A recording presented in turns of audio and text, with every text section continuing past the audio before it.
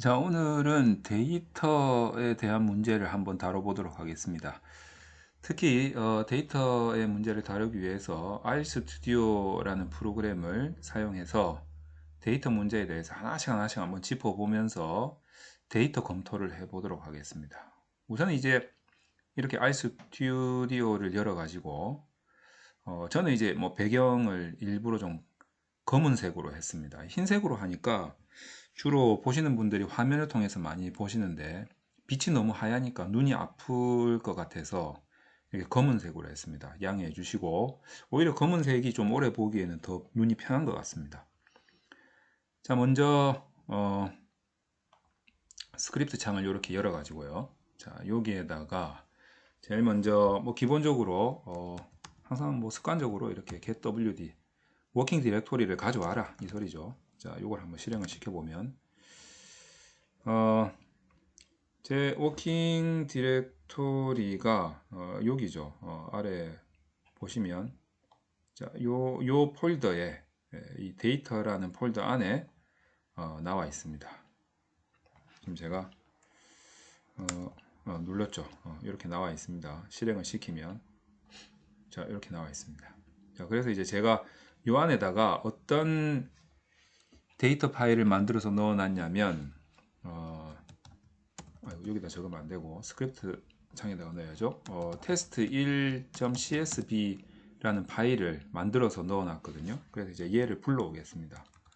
자, 불러오기 전까지는 아직 내 컴퓨터가 test1.csv라는 파일의 정체를 모르니까, 정체를 모를 때는 자, 이렇게 콤마로 감싸주는 거죠.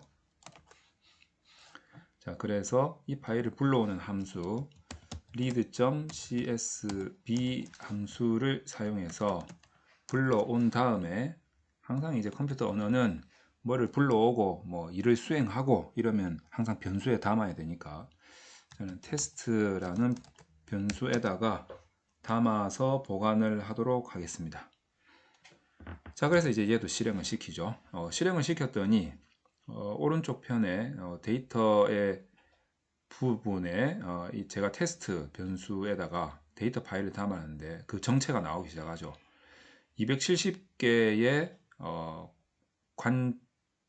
관측치가 보이고 있고 68개의 변수가 이렇게 담겨져 있습니다. 그러니까 샘플 수가 270이고 68개의 문항 또는 변수가 담겨져 있다는 뜻이죠. 자, 그리고 나서 제가 사용할 이 문항들이 어떤 문항들이 있는지 한번 봐야겠죠. 그래서 뭐 이것도 습관적으로 데이터 파일을 불러오면 보통 callnames라는 함수를 사용해서 이 제가 만든 이 변수, 데이터 파일이 담겨 있는 이 변수 안에 변수가 어떤 것들이 있는지를 한번 살펴봅니다. 자, 그러면 아래쪽에 이렇게 이런 변수들이, 이게 이제 변수 이름만 나온 거예요. 그러니까 이런 변수들이 있구나. 뭐 내가 이제 코딩을 할 때 이런 변수들로 코딩을 했을 테니까 이런 변수들이 제대로 있구나 라는 걸 이제 알 수가 있습니다. 자, 여기에서 우리가 지금 이 시간에는 기본적으로 데이터에 대한 문제를 다루고 있기 때문에 이 데이터가 지금 어떤 구성으로 되어 있는지, 그리고 어떤 속성을 가지고 있는지, 그리고 데이터에 문제는 없는지 뭐 이런 것들을 이제 살펴볼 거란 말이에요. 그러니까 제일 먼저 이 데이터가 어떤 속성으로 되어 있는지 한번 살펴보기 위해서 structure, str 함수를 사용해서 한번 쭉 살펴보죠. 자, 그러면 이 콜네임즈에서 봤던 이 변수들의 이제 속성들이 쭉 나오는데, 보면 이제 int라고 되어 있다거나 아니면 이제 num이라고 되어 있다거나 뭐 이런 식으로 쭉 보면은 팩터도 있고요. 근데 이게 이제 스쿨이니까 팩터 이렇게 한글로 이렇게 들어가 있단 말이에요. 자, 그래서 이런 부분이 있구나. 그리고 이제 num이나 int로 되어야 우리가 이제 뭐 좀 분석을 할 수가 있기 때문에 그런 것들을 잠깐 확인해주고 넘어가는 겁니다. 그러면 뭐 대부분의 내가 사용할 변수들이 num이나 int로 되어 있으니까 뭐 분석하는데 지장은 없겠구나 이런 것들을 그냥 대충 보고 넘어가는 거죠. 자, 그 다음에 이제 결측치를 한번 확인해 보도록 하겠습니다. 결측치를 확인해 보도록 하겠습니다. 결측치 확인하는 데 있어서 두 가지 방법을 쓰는데, 첫 번째는 결측치가 있는지 없는지 확인하는 거예요. 결측치가 있는지 없는지 확인할 때 우리가 테이블 함수를 많이 씁니다. 그래서 tabl이 테이블 함수를 써서 영어로 생각하시면 돼요. is로 시작하면 이제 의문문이 되잖아요. is non available. 그러니까 이제 유효하지 않은 값이 있느냐? 어디에? 이 테스트라는 변수에. 그거를 테이블 형태로 좀 보여줄래? 이렇게 되는 거죠. 그래서 얘를 실행시키면 유효하지 않은, 다시 말해서 결측치가 있니?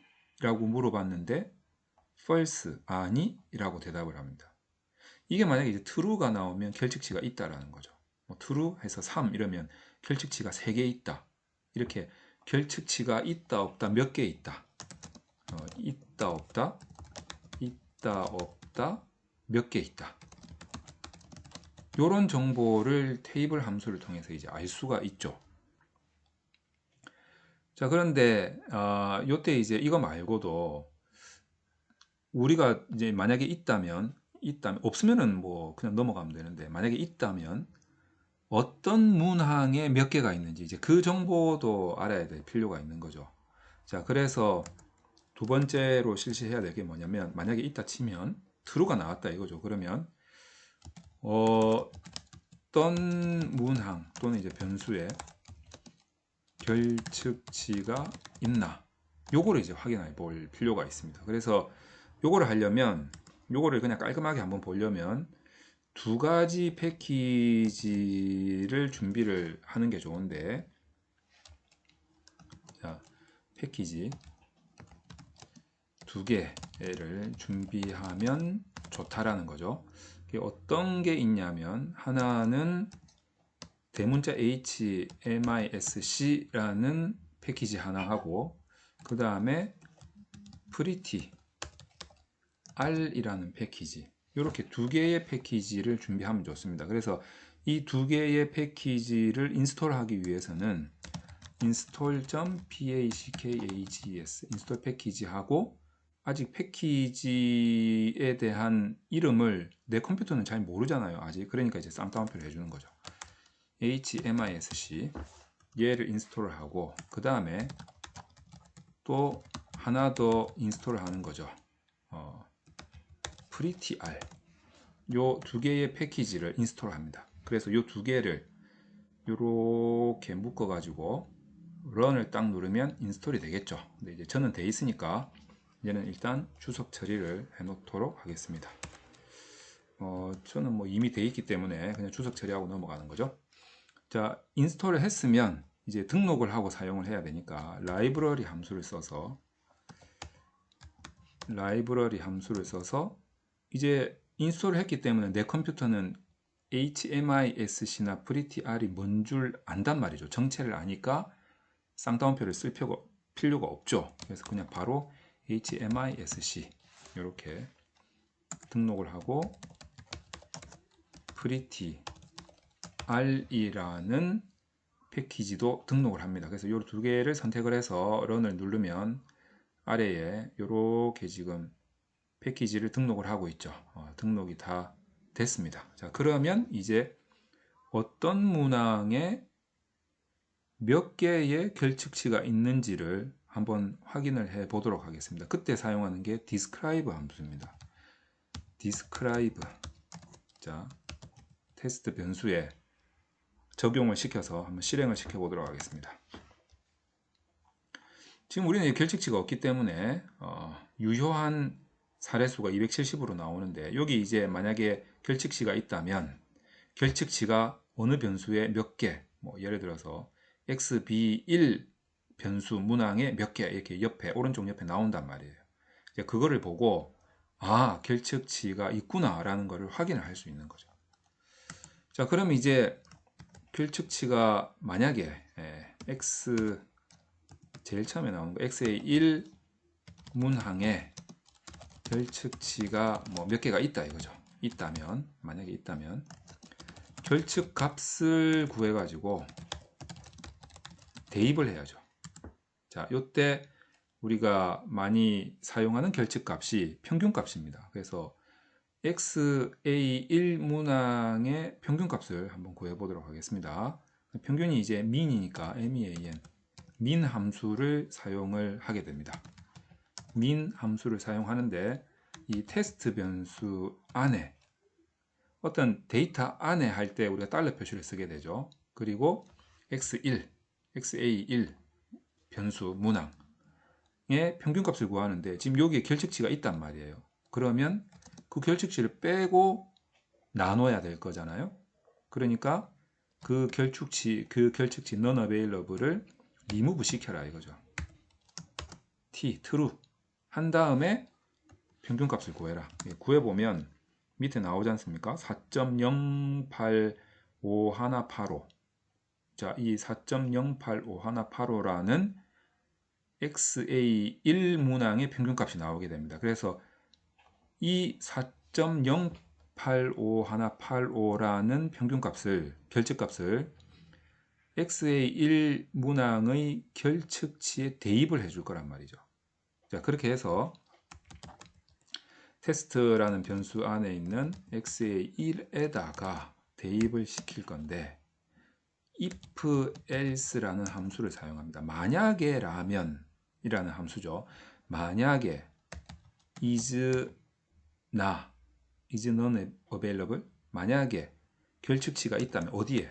테스트 변수의 XA1 문항에 만약에 결측치가 있다면 4.08515라는 평균값을 테스트 XA1 문항에다가 넣어서, 자, 이거 잘 보세요.